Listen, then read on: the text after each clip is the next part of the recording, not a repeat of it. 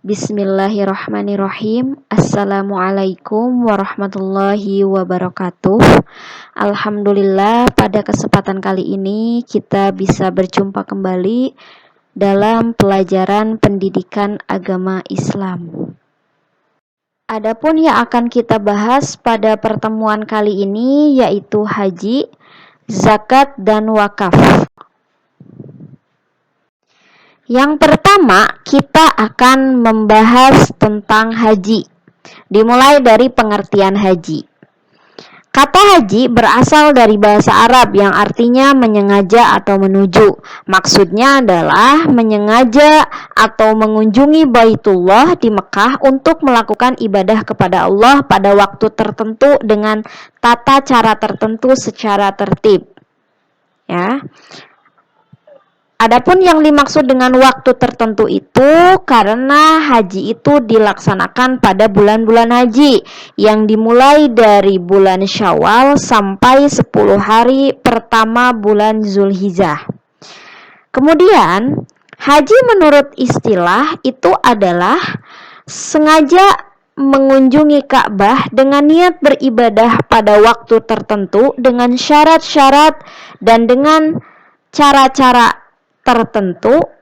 Haji juga diartikan sebagai menyengaja ke Mekah untuk menunaikan ibadah tawaf, sa'i, wukuf di Arafah, dan menunaikan rangkaian manasik dalam rangka memenuhi perintah Allah untuk mencari ridhonya. Kemudian kita berlanjut kepada hukum haji. Ya, haji sebagaimana kita telah ketahui bahwa haji merupakan rukun Islam yang nomor 5. Hukum dari melaksanakan ibadah haji itu adalah wajib. Tapi ada pengkhususan dalam kata wajib tersebut, yaitu wajib bagi yang mampu melaksanakannya.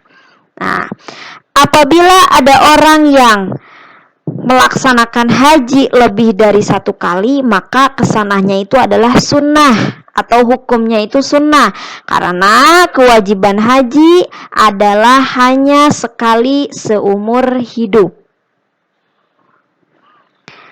Kemudian ada syarat haji. Nah, syarat haji itu kebagi 2, ada syarat sah, ada syarat wajib. Kalau syarat sah itu adalah syarat yang mensahkannya seseorang melaksanakannya haji. Kalau syarat wajib itu adalah syarat yang mewajibkan seseorang itu melakukan ibadah haji. Kita mulai dari syarat sah. Syarat sah dalam haji itu yang pertama ada Islam, yang kedua ada baligh, yang ketiga itu berakal, dan yang keempat itu merdeka. Ya. Kemudian ada syarat wajib. Syarat wajib yang pertama itu Islam, yang kedua itu berakal, yang ketiga baligh, yang keempat ada muhrimnya, yang kelima mampu dalam segala hal. Misalkan mampu dalam segi biaya, kesehatan, keamanan, dan nafkah bagi keluarga yang ditinggalkan. Nah, kemudian kita berlanjut kepada rukun haji. Ya, perlu kita ketahui bahwa rukun itu adalah sesuatu yang harus kita penuhi. Ya, jadi kalau apabila rukun itu ditinggalkan, maka bisa dikategorikan ibadah kita itu tertolak karena ada hal yang tidak kita lakukan. Nah, di sini rukun haji itu ada 6. Yang pertama itu adalah ihram. Ya, ihram adalah berniat mengerjakan haji atau umroh yang ditandai dengan mengenakan kain ihram. Ya. Nah, lafaznya yaitu labbaik Allahumma hajjan. Berarti itu adalah niat haji. Ya. Kalau niat umroh itu berarti ada labbaik Allahumma umrotan. Ya, itu niat untuk umroh. Ibadah haji dan umroh harus diawali dengan ihram. Apabila dengan sengaja jemaah mikot tanpa ihram, maka dia harus kembali ke salah satu mikot untuk berihram. Apabila jemaah telah berihram, maka sejak itu berlaku semua larangan dalam ihram sampai tahallul. Ya, tadi yang pertama kita bahas tentang ihram. Ihram itu niat haji. Labbaik Allahumma hajjan, labbaik Allahumma umrotan. Nah, kemudian yang kedua, rukun haji itu adalah wukuf. Ya, wukuf yaitu hadir di padang Arafah pada tanggal 9 Zulhijjah. Ya, Zulhijjah, dari tergelincirnya matahari sampai terbenamnya matahari. Wukuf adalah bentuk dari perasingan diri yang merupakan gambaran bagaimana kelak manusia dikumpulkan di padang mahsyar. Ya, wukuf di Arafah merupakan salah satu hal yang harus kita lakukan untuk merenungi ya atas apa yang telah kita lakukan. Ya, selama wukuf di Arafah kita harus perbanyak zikir, tahmid, tasbih, tahlil, istighfar, berdoalah sebanyak mungkin. Ya, karena doa yang kita panjatkan dengan ikhlas dan khusyuk pada saat wukuf itu insya Allah akan dikabulkan oleh Allah. Perbanyak zikir. Misalkan subhanallah walhamdulillah wala ilaha illallah wallahu akbar. Ya. Wukuf yang dicontohkan Rasulullah diawali dengan sholat berjamaah zuhur dan asar dengan jamak takdim qosor. Setelah itu dilanjutkan dengan khutbah guna memberikan bimbingan wukuf, seruan-seruan ibadah dan memanjatkan doa kepada Allah. Ya. Nah, pelaksanaan wukuf di Arafah hanya terjadi sekali dalam setahun, yaitu setelah matahari tergelincir, ya, pada tanggal 9 Zulhijjah. Bila pada waktu tersebut jamaah tidak wukuf, maka hajinya tidak sah. Karena wukuf itu termasuk rukun haji. Ya. Kemudian yang ketiga itu ada tawaf. Ya. Tawaf adalah berputar mengelilingi Ka'bah dan dilakukan secara berlawanan dengan arah jarum jam dengan posisi Ka'bah di sebelah kiri badan. Ya. Tawaf dimulai dari Hajar Aswad dan diakhiri juga di Hajar Aswad. Dilakukan sebanyak 7 kali putaran. Ya. Kemudian, ya, tawaf itu ada 3 tawaf atau ada 3 macam. Yang pertama itu ada tawaf kudum, yang kedua itu ada tawaf ifadah, dan yang ketiga itu ada tawaf wada. Ya, tawaf kudum itu dilakukan ketika jamaah haji baru tiba di Mekah, ya. Ketika baru sampai di Mekah kita tawaf, ya. Berputar mengelilingi Ka'bah, ya, sambil berdoa, ya. Biasanya kalau mengelilingi Ka'bah itu biasanya sambil membaca Rabbana atina fid dunya hasanah wa fil akhirati hasanah wa qina azabannar. Terus ketika sampai di kota Makkah itu kita bacakan talbiyah, ya. Labbaik Allahumma labbaik, labbaik la syarika laka labbaik, innal hamda wa ni'mata laka wal mulk la syarika lah. Talbiyahnya terus dibacakan. Kemudian yang kedua itu ada tawaf ifadah. Tawaf ifadah ini adalah tawaf yang dilakukan pada hari kurban atau pada hari raya Idul Adha-nya, ya, setelah melontar jumrah Aqobah, ya. Karena kan jumrah itu ada 3, ya, jumrahul Aqobah, wusta, dan ada 3, ya, jumratul ula, jumratul Aqobah, dan jumratul wusta. Inilah tawaf yang wajib dilakukan pada waktu haji. Jadi kalau tawaf ifadah itu masuk kepada rangkaian rukun haji. Ya, apabila tawaf ifadah ini ditinggalkan, maka hajinya batal. Kemudian yang ketiga ada tawaf wada. Tawaf wada itu adalah tawaf perpisahan bagi jemaah haji yang akan meninggalkan Mekah. Ya, ketika jemaah haji sudah selesai rangkaian hajinya semuanya, ya, dan akan pulang ke tanah air, kita disunahkan atau biasanya kita harus melakukan tawaf wada, artinya tawaf perpisahan. Wah, perpisahan. Berdoa mudah-mudahan kita bisa berdiri lagi di Ka'bah untuk beribadah kepada Allah, gitu. Kemudian, ya, ada syarat sah tawaf, ya. Jadi tawaf itu yang pertama harus ada niat, yang kedua itu harus menutup aurat, yang ketiga itu harus suci dari hadas, yang keempat itu harus dilakukan sebanyak 7 kali putaran, ya. Yang kelima itu dimulai dari Hajar Aswad dan diakhiri juga di Hajar Aswad, ya. Kemudian yang keenam, posisi Ka'bah sebelah kiri dari orang yang bertawaf. Ya, kemudian yang ketujuh dilaksanakan di dalam Masjidil Haram. Ya, nggak bisa kita tawaf di luar Masjidil Haram.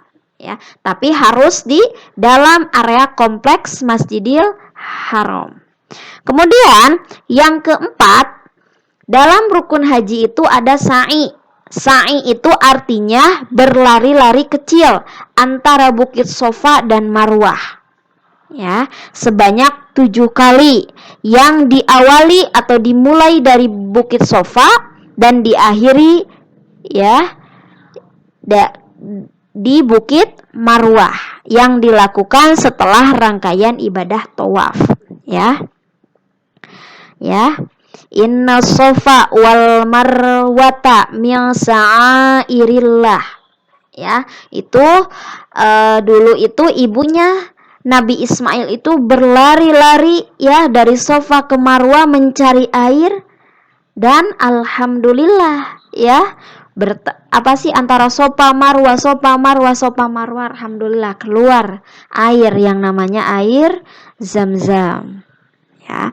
Kemudian ada syarat sah sa'i, ya. Syarat sah sa'i itu yang mensahkan kita melakukan sa'i. Yang pertama itu adalah dilakukan sebanyak 7 kali. Kalau sa'inya itu hanya 3 kali, hanya 5 kali, itu tidak sah. Harus Sofa Marwah, Sofa Marwah, Sofa Marwah, Sofa Marwah. Jadi 7. Ya. Kemudian yang kedua itu dilakukan setelah tawaf ifadah atau setelah tawaf kudum. Ya. Kemudian yang ketiga menjalani secara sempurna jarak Sofa dan jarak Marwah. Ya. Jadi Sofa Marwah, Marwah Sofa, gitu. Kemudian yang keempat dilakukan di tempat sa'i. Jadi sa'i itu sudah ada tempatnya nanti, ya, kalau ada di daerah Mekah atau akan melaksanakan haji itu sudah ada tempatnya. Jadi jangan sampai kita melakukan sa'i di luar tempat sa'i itu, ya. Kemudian kita lanjut kepada rukun haji yang nomor 5, ya, yaitu tahallul, ya. Tahallul itu adalah mencukur atau memotong rambut kepala, ya. Rambut sebagian, ya, sebagian rambut dari kepala atau seluruhnya minimal 3 helai. Ya, tahallul dilakukan setelah melontar jumroh Aqobah pada tanggal 10, ya, yang disebut dengan tahallul awal. Setelah jamaah melakukan tahallul awal, ia dilarang. Ini larangan haji kembali diperbolehkan kecuali berhubungan suami istri. Tahallul tsani dilakukan setelah tawaf ifadah dan sa'i. Ya, kita sering melihat kan kalau orang yang pulang dari haji itu ada yang kepalanya gundul. Itu biasanya setelah tahallul, karena tahallul itu diperbolehkan dibotakin semuanya atau dihabiskan semuanya. Karena ada hadis yang meriwayatkan bahwa seseorang berhaji itu ketika berhaji ada orang yang dicukur seluruhnya, insya Allah rambutnya itu akan menjadi cahaya kelak di padang mahsyar atau di akhirat nanti ya. Kemudian yang terakhir itu ada rukun haji yang keenam itu adalah tertib. Tertib itu adalah melaksanakan semua rangkaian haji itu secara berurutan dari mulai ihram sampai tahallul ya. Kemudian ada jenis haji ya. Haji itu ada 3. Yang pertama itu adalah haji tamattu ya. Haji tamattu yaitu melaksanakan umroh terlebih dahulu, kemudian menggunakan pakaian ihram lagi untuk melaksanakan manasik haji ya. Jenis haji inilah yang mudah dan paling banyak dilaksanakan haji di Indonesia ya. Jadi kalau yang haji pasti umroh, tapi kalau yang umroh belum tentu haji ya. Kemudian ada haji ifrad. Haji ifrad itu adalah berihram dan berniat dari mikot hanya untuk haji saja, jadi tidak ada umrohnya ya. Dengan kata lain, mengerjakan haji terlebih dahulu kemudian melaksanakan umroh. Kemudian ada yang ketiga. Yang ketiga itu adalah haji qiron. Haji qiron itu adalah melaksanakan haji dan umroh dengan 1 kali ihram ya. Apabila seorang jemaah haji memilih haji ini, maka jemaah haji itu tersebut berihram dengan mikot untuk haji dan untuk umroh secara bersamaan. Jamaah yang dilakukan jenis haji ini diwajibkan memotong hewan kurban ya. Nah, kemudian yang terakhir itu adalah keutamaan haji. Di setiap ibadah pasti ada keutamaannya. Dan keutamaannya itu subhanallah banyak sekali ya. Nah, kita di sini ada keutamaan haji itu diantaranya ada 4. Mungkin masih banyak lagi. Yang pertama itu adalah haji merupakan amal ibadah yang paling utama ya. Ketika Rasulullah ditanya mengenai amal yang paling utama, maka beliau menjelaskan bahwa amal yang paling utama adalah beriman kepada Allah dan Rasulnya, berjihad di jalan Allah, dan haji yang mabrur ya. Adapun haji yang mabrur maksudnya adalah orang yang sekembalinya dari melaksanakan haji, perilakunya itu berubah menjadi orang yang lebih baik maksudnya. Jadi itu adalah haji yang utama. Haji yang mabrur itu adalah ibadah yang paling utama ya, atau amal yang paling utama. Jadi percuma haji berulang kali tapi sifatnya tidak berubah, sifatnya tidak menjadi lebih baik ya. Kemudian yang kedua, keutamaan haji itu adalah haji merupakan jihad. Imam Bukhari dan Imam Muslim meriwayatkan sebuah dialog dalam sebuah hadis. Ya Rasulullah, bolehkah kami ikut berperang dan berjihad bersama engkau? Wahai Rasulullah, bagi engkau ada jihad yang lebih baik dan lebih indah, yaitu haji. Haji yang mabrur. Ujar Aisyah radhiyallahu an. Setelah mendengar jawaban dari Rasulullah, ini aku tak pernah lagi meninggalkan ibadah haji. Karena kan kenapa haji disebut jihad? Karena bukan perkara yang mudah ketika kita mengerjakan ibadah haji. 40 hari di sana, kurang lebih 40 hari di Makkah itu bukan perkara yang mudah. Ada banyak larangan yang harus kita patuhi. Ya. Jadi 40 hari di sana itu seperti kita berjihad, pantas saja Rasulullah menjadikan haji itu merupakan jihad ya. Wukuf di Arafah itu bukan perkara yang mudah, terik matahari yang sangat panas, sa'i ya, ihram itu bukan perkara yang mudah ya. tapi nikmatnya itu luar biasa apabila dilakukan oleh orang-orang yang beriman. Kemudian yang ketiga, haji merupakan penghapus dosa. Diriwayatkan dari Amr bin As, ya, tatkala Allah telah menanamkan di hatiku, aku datang menemui Rasulullah lalu berkata, ulurkanlah tanganmu agar aku berbaiat kepadamu, ya Rasulullah. Rasulullah pun mengulurkan tangannya, tetapi aku masih mengatupkan telapak tanganku. Maka beliau bertanya, bagaimana engkau ini, wahai Amr? Aku akan mengajukan syarat. Apa syaratnya? Ya, agar aku diampuni.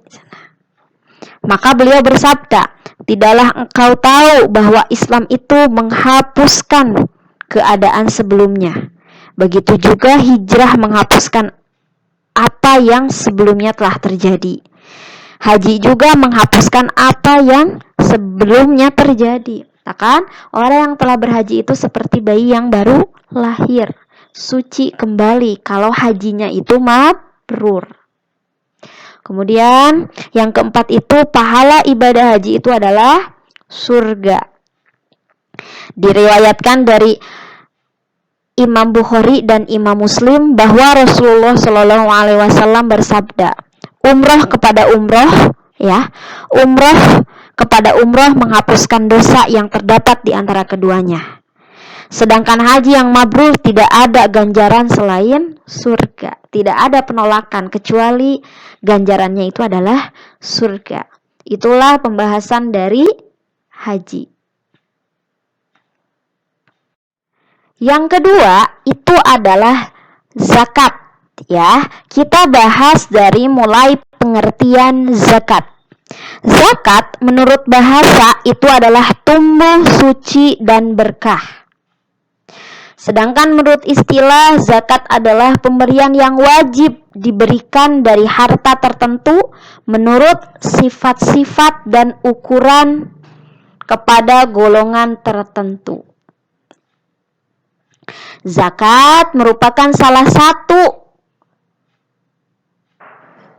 dari yang namanya rukun Islam, ya, dan disebutkan secara beriringan dengan kata sholat, ya. Aqimus sholah wa atuz zakah, dirikanlah sholat dan tunaikanlah zakat. Itu kalau ulama tafsir itu mengatakan bahwa kenapa diiringkan dengan sholat terus zakat.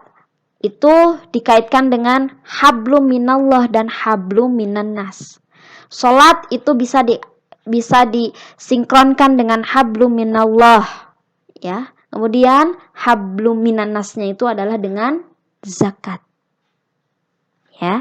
Kemudian kita berlanjut kepada hukum zakat, ya. Allah telah menetapkan bahwa hukum zakat itu adalah wajib. Karena itu termasuk dalam rukun Islam. Ya. Wajib bagi yang mampu, wajib bagi yang sudah sampai nisab. Ya. Nah, kemudian ada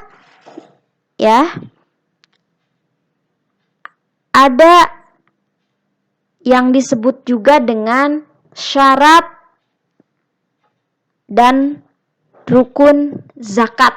Nah, kalau dalam klasifikasi zakat itu, kalau dalam syarat itu ada dua.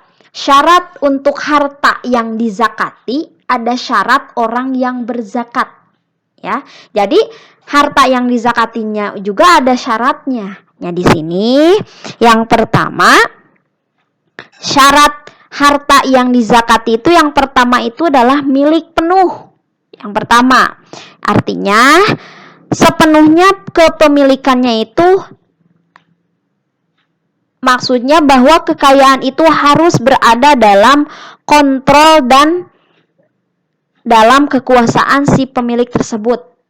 Ya, jadi harus milik penuh. Kemudian yang kedua, hartanya itu berkembang. Maksudnya itu adalah berkembang di sini mengandung maksud bersifat kekayaan itu mendatangkan keuntungan atau pendapatan. Ya. Kemudian yang ketiga itu mencapai nisab. Ya, nisab itu adalah jumlah minimal wajib yang wajib dikeluarkan zakatnya. Misalkan kalau kita ternak unta, berapa? Kalau kita sudah punya unta segini, berapa zakatnya? Kalau kita punya beras segini, berapa zakatnya? Gitu. Jadi harus sampai nisab, ya, atau jumlah maksimal. Kemudian yang keempat, syarat harta yang dizakati itu harus lebih dari kebutuhan pokok. Ya, jangan sampai kita berzakat tapi kita tidak ada untuk sendiri gitu. Kemudian yang kelima, bebas dari hutang. Dan yang keenam itu berlaku setahun. Jadi kita punya barang tersebut harus berlaku 1 tahun, ya, atau haul kalau dalam bahasa ilmu fikihnya. Ya. Kemudian ada syarat orang yang berzakat, ya. Yang pertama itu harus Islam. Yang kedua harus merdeka. Yang ketiga harus baligh. Dan yang keempat itu harus berakal. Ya, itu syarat harta yang dizakati dan syarat orang yang berzakat. Kemudian ada rukun zakat. Ya, rukun zakat itu ada 3. Ya. Yang pertama itu adalah pelepasan atau mengeluarkan hak milik kepada seseorang, ya, atau orang yang mengelola zakat pada sebagian harta yang dikenakan wajib zakat. Ya. Yang kedua, itu adalah penyerahan sebagian harta tersebut dari orang yang mempunyai harta kepada orang yang bertugas. Ya. Yang bertugasnya siapa? Biasanya amil zakat, ada yang mengelolanya. Kemudian yang ketiga itu adalah penyerahan amil kepada orang yang berhak menerima zakat. Ya, sebagai milik. Jadi ada harta, ada pemberian hartanya, ada penyerahannya, kemudian ada penyerahan kepada yang mengelola, kemudian ada juga penyerahan kepada orang yang berhak menerima, ya. Kemudian yang terakhir itu ada keutamaan zakat, ya. Banyak sekali hikmah dalam keutamaan ibadah zakat yang Allah firmankan, ya. Jadi banyak sekali keutamaan dalam berzakat itu. Dari penjelasan ada, ya, seperti dalam Quran surat At-Taubah ayat 103 itu dijelaskan bahwa tujuan zakat adalah untuk membersihkan mereka. Mereka teh siapanya? Hartanya. Ya. Jadi zakat itu untuk membersihkan hartanya, karena kalau dengan berzakat kita itu dijauhi dari penyakit kikir, serakah, sifat tercela, ya, kejam terhadap fakir miskin, ya, orang-orang yang tidak memiliki harta, dan sifat hina. Jadi dengan zakat itu hati kita mulai terbuka, karena dalam harta kita ada hak orang lain. Ya, kita itu hanya dititipi, ya. Jadi matematika kita dengan matematika Allah berbeda, ya. Semakin kita banyak memberi, Allah akan tambah, bukan semakin berkurang. Itulah makna dari kita memberi. Salah satunya itu dengan menzakati harta kita, menzakati diri kita. Karena zakat itu kan ada 2, ya. Ada zakat harta, ada zakat fitrah. Kalau zakat fitrah itu biasanya dikeluarkan pada bulan Ramadan. Itu tujuannya untuk membersihkan jiwa kita, supaya kita menghadapi Idul Fitri itu dalam keadaan bersih, suci gitu, ya. Kemudian yang ketiga ada wakaf. ya. Nah, kita dimulai dari pengertian wakaf.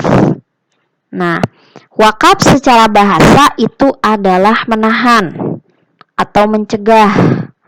Ya, maksudnya itu adalah menahan untuk tidak dijual, dihadiahkan, atau diwariskan. Itu wakaf. Sedangkan menurut istilah, wakaf itu adalah ungkapan yang diartikan sebagai penanaman harta milik seseorang kepada orang lain atau kepada lembaga dengan cara menyerahkan benda yang sifatnya kekal kepada masyarakat untuk diambil manfaatnya. Lebih jelas ya, kalau wakaf itu hartanya harus yang kekal, jadi bisa diambil manfaatnya. Nah, kita berlanjut kepada hukum wakaf. Ya, hukum wakaf itu adalah sunnah. Ya, sunnah. Jadi sunnah ini sangat besar manfaatnya karena nih ibu sebutkan dulu ya, orang yang memberi wakaf disebutnya wakif, ya, orang yang menerima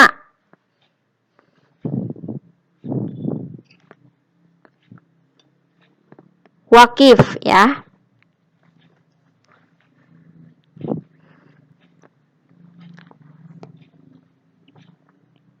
Orang yang memberi wakaf disebut wakif, ya.